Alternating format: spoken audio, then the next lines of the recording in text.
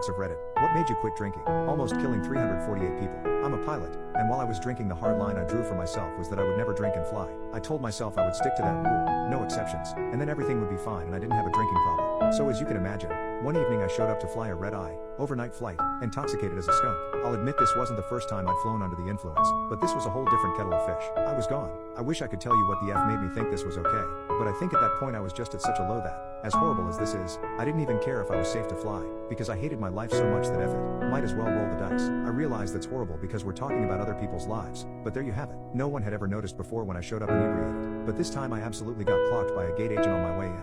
I made it onto the flight. She was new to the airport and didn't know all the steps for immediate protocol, but I knew she was going to report it and that I was cooked. Once I heard a couple flight attendants on the plane gossiping about it after we'd taken off, that sealed it. I spent the entire flight wondering how I was going to get out of this one. I decided my only option was to get the plane in way ahead of schedule so that whoever had been flagged to meet me on the other side wouldn't be there yet, hoping to God